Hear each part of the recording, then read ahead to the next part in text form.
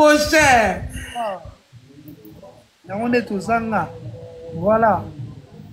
En tout cas, avant de revenir sur ING Arena et de parler de ta collaboration avec Ferrego Lananzembo Cordonnier, une très belle chanson. En tout cas, franchement, Cordonnier, une belle inspiration, des belles voix. Lélo, on a l'impression dans la musique congolaise, on veut étouffer l'instrument qui est la voix.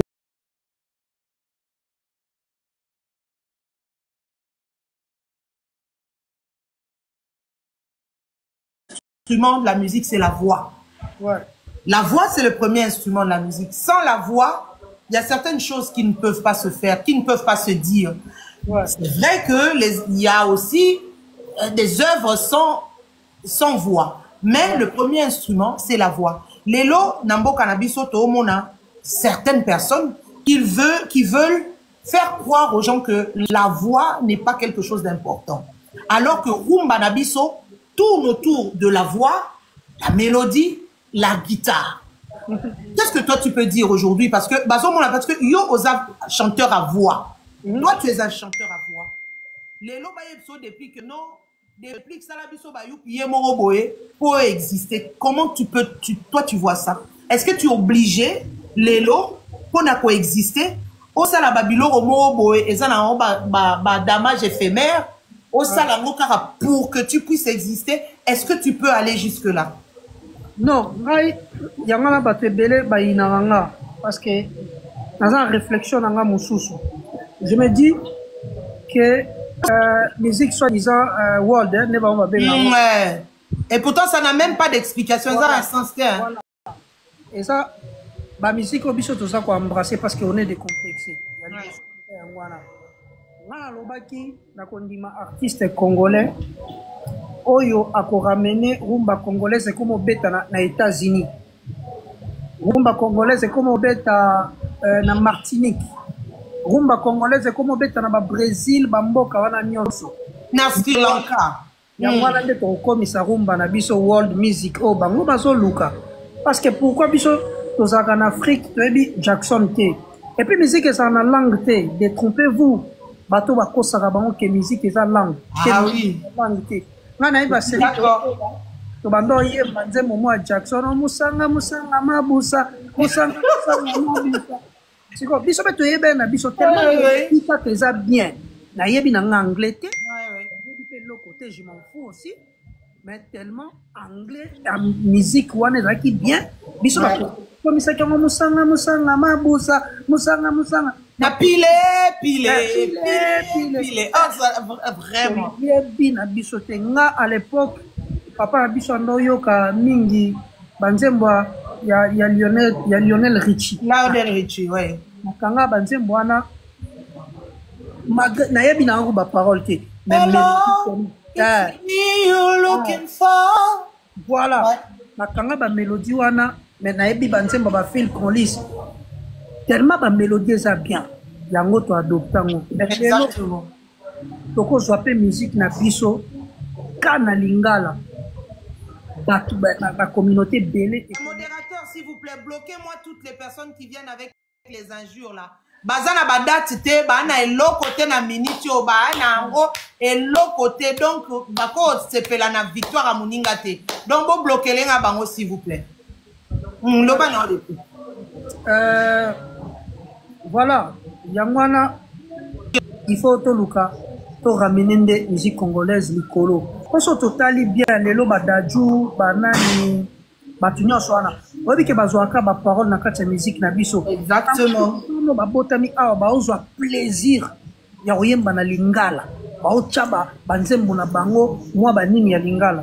Bon biso moso ba to lingala. Exactement. En fait, na ponanga musique, ce qui world, ce qui n'est pas raté, musique est comme un world, ce qui est traversé comme la frontière. Bah faut débat on a salité tellement congolais belé bah yebi makambouté. Oh mon congolais on a un problème moko congolais a ça 40 ans mais a comment matadité. Ouais. Mais ce qu'on mutabongo on expliquer makambole kana libanda ndeni. Ya à discuter par rapport au yazo kaka na mato. Balobaki nani asalaki boye. Ah, ya solo ye personne qui panti boyebi te nani awuti kosala amoni peti amoni te to vérifiaka te documentaka pe te rien Congolais saka de bouche à l'oreille so bayebi se kaka moni depuis chanteur local ye pakangi na mutu sans avoir la définition de local chanteur localité nani okuna voilà. Parce que si on a un débat, on a des plics. Toza ba tuneti ba Youssou ba Salif Keïta, comment celui qui est décédé de la Guinée-Conakry. Bango bambema, bango mutu ba komisa musique na bango ya mbamboka na bango et comme word pas batu mususu. Parce que bambema identité na bango, bambema langue na bango parce que Youssou N'Dour a fait des featuring avec des grandes stars. Asalaba featuring naba Nanette Chéri, Asalaba featuring naba Wyclef Jean, mais il n'a chanté que en Wolof. Voilà. Ayemba langue mususu ayemba kaka na Wolof. Voilà. Et il a emmené son Wolof chez les autres. Voilà. Et les autres ont embrassé ce Wolof. Mais pourquoi biso sikoba congolais, il faut absolument tokende kaka ko embrasser oh, mais bango bazo linga ko embrasser oh et abisoter. Donc moi je suis entièrement d'accord avec toi. Nana lobango na babilo kwa nanyo sonezwa na ongati. Ya ongata sona le kana chaîne internationale awa. Na gafé na la. Na gafé na le. Donc à tout de comprendre que par exemple par exemple notre maman. Oui, par exemple les mamans. So ka comprendre ka ke alingaka loba maman. Exactement. Essentiel bino bo comprendre. Bon comprendre oui. Bino bo loba o nyonso bino bo loba moi je m'en fous. Tozana ba makambo moko oyo ezanga nango mutu na makolo. Omana mutu mo batangi ba université ne azo galérer na Kinshasa mazo biso ke tala ferro zoba ah yosko tangi ya tangi te bon c'est bon ton niveau ya tangate yo zana nini. C'est ça. Ouais ba okoza biso te kota la falaise ala le kota le falaise ala la na yo pe na vie na ope kota mpiaka falaise ala pe omongo yo na vie na kota mpiaka falaise omongo wana zo taxa mo biso te kota ferro mona ke kota mpiaka falaise omongo tomoni pe mpiaka tomoni bomengo ko yo zaka wana te alobaki la na place ale problème te ça va tondimi mais yo pe siko yo muto tangi mingi kota mpiaka falaise omongo yo kota mpiaka eza bomengo te là c'est normal merci c'est bon. Non, c'est très bien. Voilà, là, c'est normal. Il y a un complexe parce que na Neymar a kobeta awa na Paris. Atika la kolobape français. Ba Congolais ba tenir hier rigueur. Mais ce que ça ka joueur na biso moko gafé na français et comme une toile. Mais ce qui mutu moko Neymar a gafé. Wana ba otchongo na accepte. Ça ka déconner congolais mutu a gafé et comme une toile. Yangai ba complexe wana ngetalinga te na lobala na place aller l'essentiel langue eza mutu comprendre message oyo yo olingo transmettre.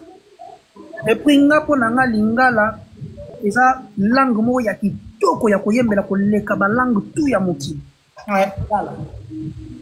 Koleka ba langue tout ya muki le jour biso mo to comprendre ba makambo wana to zala au-delà ya ba penser na biso ya buzoba. En tout cas. Voilà. En tout cas, vraiment, merci. Ça, c'est un très bon conseil pour tous nos frères. Vraiment, valorisons notre langue. Le lingala est une très, très, très belle langue. Il y a solo. J'ai fait des efforts. Hein. J'apprends. Depuis Nakoma Belgique, j'apprends et je suis fière de moi parce que je pense que j'ai fait beaucoup, beaucoup d'efforts. Et au fur et à mesure, aux autres se rendre compte que la langue est tellement belle, elle est tellement facile à parler que je ne peux pas me priver de parler de cette langue. En tout cas, depuis Tozongana ING Arena, parce que Wanande Makam, depuis ING Arena, au Koti, au Moni 15 mitou pour 15K, au biso Toyo Karakara, 15K, au Moni Yango 15K, Batandami. Oui. Depuis que lui, il ça en vérité, quand même, de toi en moi. Au Bangal, quand même. Sans moi, on est content quand même. Attends,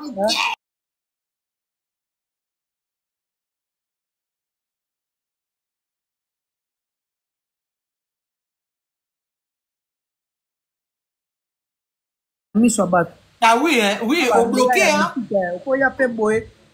Au Monica, attention, concerne des avoués cassés, hein. Mais Dieu merci quand même, na Ibosa Batnarai qui vraiment mouté mais qui a okita, on a ça la plaisir pas ba fan quoi.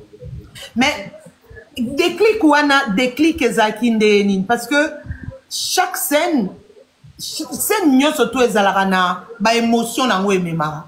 Oko obe taper na scène à mouké un bozaka 50 personnes mais l'émotion est beaucoup plus grande que si tu étais devant 10 000, 30 000 personnes parce que peut-être que bozo communiquer comment dire, na foule différemment. Mais oye yo koti omoni foule. Déclic siko et akinde nini que est-ce que c'est quand les gens ont commencé à te répondre que tu t'es senti à l'aise ou bien tu t'es dit na kende kara soke simbi et simbi te eh ben on a fait. Est-ce que c'était quoi ce moment-là? Comment toi tu as voulu le faire vivre aux autres? Non, plaisir et ça quand on moni artiste pas en confiance na emoko. Ouais. Tant ka batangi kombo nao. Tant ka bagangi. Moko boy. Et batangi kombo no ça le tikali calme. Ouais. Donc ça dit comme ça na ba calcul mon souffle. Hein? Tant na tanga di kombo na plaisir de chaque bateau. Et libérer au moins pour Amorobo. Il faut première note na yo. Il y a déjà en place. Il faut première note na Zadia juste plus tard. On a calculé première note na. Tout on a déjà la première note na la efficace. On a maintenant qui na soukra pour ton monio na deuxième partie na yo tango ye na oyembi na le padre tango oyembi cordonnier na le padre bon, comme vous n'avez pas répété aussi le padre et puis le temps était un peu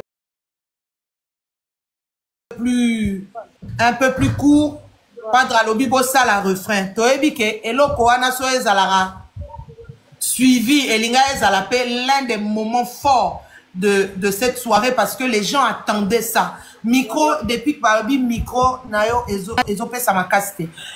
Les batou babandaro zela penza, babandaro zela pe moment wana bon. Il s'est avéré que le temps était devenu court mais ezaneti bo tiki biso na moi posa moroboy. Ouais. Tiki biso pe ana posa moroboy. Cordonnier ana il faut toyo kango penza. Et la penza continue. Mais c'était vraiment une bonne chose parce que on a quand même vu un déclic. Il y avait cette timidité, mais une timidité qui est... moi, j'ai aimé voir ça parce que c'était en même temps une sensibilité. En même temps, tu es à côté de quelqu'un que tu admires, que tu aimes beaucoup, que tu apprécies. Et tu te dis, je reçois. Et moi, je pense que c'était pour moi l'un des moments forts de ce concert parce que j'avais l'impression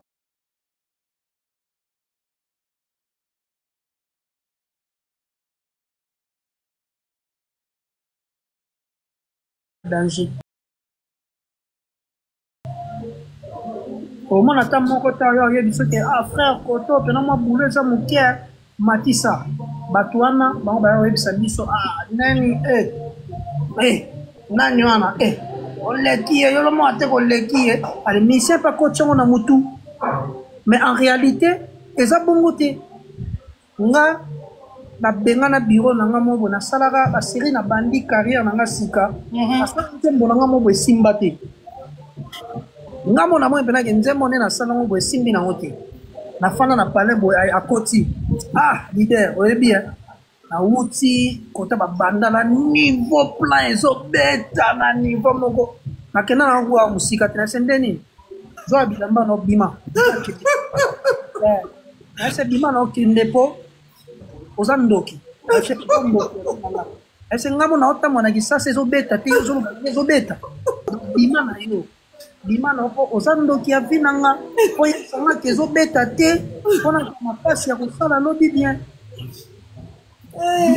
voilà sikoyo toza na bato ya bongo ebele omona penake motu mosusu akobundiso guerre na fere ya na bato mosusu depuis yo kebeta première partie ya fere esopa yo na tune papa bonga na fere toa ndenge moko na ndenge mabeti nase bona tata yo moko vraiment na ndenge kutu ya fote yaya donc na yebise conviction yo zwa yango bomango na poche na yo siko so nalandaki ndeti bato ya bongo tanto première partie enge epesanga makambo te na ye kozwa donc bamisi ebele baosalisa bango baguerre pa babiro na bango na bakite ti epola bakite ti moko boye epola soki oza mpe vigilant te omemami na basentiment na bango et puis na cope ya lelo ekomi ya diviser pour mieux régner motu moko asala clan na ye ya bapeti na ye mpo bamankaka bato azotindaka bapeti aneni mankaka bango osalaka bango boye lelo bapeti ebele ya bapire mpe na bango baye kocomprendre ke kofinga eza faux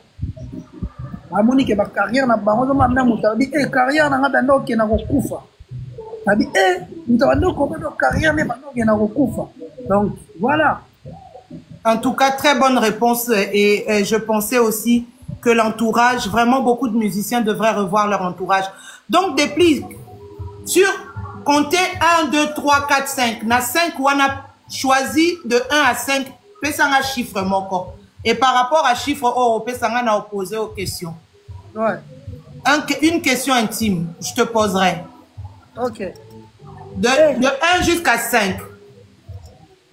Ne t'en fais pas, hein, c'est pas une question, elle n'est pas embarrassante. Hein. Ok. 1, 2, 3, 4, 5. 3. 3. Donc toi, tu es un chiffre 3. Ouais. Donc, Déplique, en toute sincérité, quelle est ta relation aujourd'hui avec Fabregas? Est-ce que ta relation avec Fabregas, elle est Zali sous-souté ou bien relation na Fabregas et Zali? En toute sincérité. Ouais, toi, la relation bien. Bato balingi ka toza mabe. Na auto commenter vidéo na ngamo a. Ka lala na pe na pe na répondre. Avant na yana mata awa na France, toza na Palais. Toza na Palais, to solaki makambo ba projet. Bon, pendant l'obéla de tout et de rien pour la musique. Il faut travailler. Donc, on y peut s'en avoir conseil que non. On doit travailler, nous devons bosser, tout et tout. Voilà. Alors, 1, 2, 3, 4, 5. Nabaki, c'est 6. Ouais. Donne-moi un chiffre entre ces. Je vais te poser une question dans la musique. Quelque chose de très, très personnel dans la musique. 1, 2, 3, 4, 5, 6. 6. 6. Toujours le chiffre 3. 3 fois 2 fois 3, 6. Ouais. Déplique. Où te vois-tu dans 5 ans? Dans 5 ans. Dans 5 ans là. Ah, qu'est-ce que ma casse, hein? Bah, dans 5 ans, il faut na sala plus que on en sala lelo. Comme quoi? Naza sous le colo. Ko sala album à danger. Ko beta pe ba sala danger. Nenge ba grand frère na biso ba o sala. D'accord. Voilà. J'ajoute 7. Ok. 1, 2, 3, 4, 5, 6, 7. Tu me donnes un chiffre dans les 7. Je te pose une question familiale. Ok. Et 4. 4. Déplique. Combien d'enfants tu as?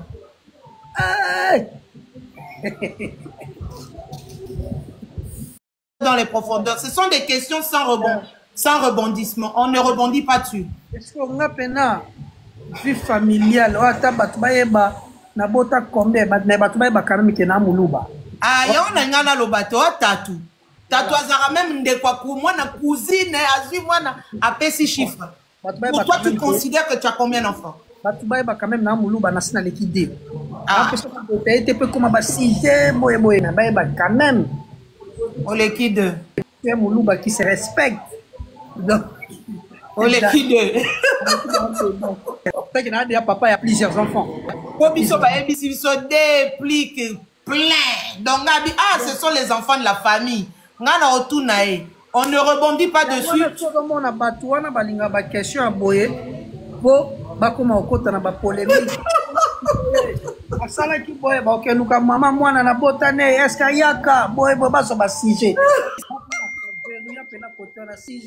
Très bien.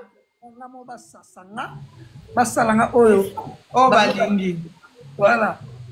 Donc, j'ajoute 1, ça fait 8. Ouais. Donc, tu me donnes 1, 2, 3 jusqu'à 8. Tu me donnes un chiffre. Jusqu'à 8. 1, 2, 3, 4, 5, 6, 7, 8. 8. Au petit 8. Et on lingi ba fois 2, hein. Ah. Donc, 4 fois 2, 8. Donc, déplique. Dans la musique congolaise, quelle est ton inspiration? C'est qui t'inspire? En toute sincérité, sans polémique, qui t'inspire? Et pourquoi cette personne t'inspire? Dans la musique congolaise, en tout cas, préférence vraiment boye. Et ça, pénaté, parce qu'elle s'inspire dans la batu nyoso. Mutu nyoso, asalara, oka, asalara bien. Même voir, même na batu, ba bandalelo. On s'inspire dans la batu tout. Par exemple, un artiste qu'on a focalisé sur réalité. Parce que si on a peut-être dans l'hymne national, on a MB Kester. Maman Betty Masikini na Rena. Jali Obama, Mama na pola bambula pona yo. Na samwa ko samo chérie, problème n'est pas yambandavo. C'est-à-dire, na yo kaka vraiment la musique est salaka nga plaisir. Na yo kaka taka na kendaka ti plus loin na yo kapena na sale sakola ya mawa moko nzambe wanga na yo ki motema mawenga nde nzambe na tumoli yo papa yo pusi bolamu o yawe yo pusi monene souverain. Donc na yo kaka pena ba musique ya ba ebele ebele Idele, les lois kutu mutu mususu kutu batu pasane tiba posana mirage. Yamada oleli na yoki fone oleli. Un très bon chanteur. Meki na yamba appelé anonyme numéro masqué Angélique. Donc voilà tellement belle. Tellement belle. Ça s'inspire na bate belle belle. Na pena koyoka trop. C'est très bien. J'ajoute. Tu me donnes les chiffres. Pour chiffres déjà au citer. Tu me donnes les chiffres où tu n'as pas donné. Tu as encore le 1, tu as encore le 2, tu as encore le 5, tu as encore le 7 et tu as le 9. 5. Le 5. Chiffre de bonheur. Hein. Déplique. Ouais. Dans le monde, dites-moi 3 personnes qui t'ont marqué dans ce monde. Que ça soit des membres de ta famille, que ça soit les gens dans le monde, peu importe. Pas forcément de la musique, mais vraiment Batou, Oyo, marquer 3 personnes qui t'ont marqué dans le monde. Marquer na running.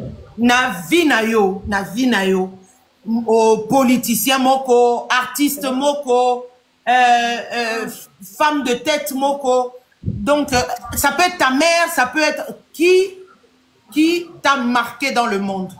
D'abord, Mandela, ça peut être... Quelles sont les figures phares de ta vie? 3, il y en a beaucoup, mais cite-moi 3. D'abord, c'est ma maman. Parce que oui.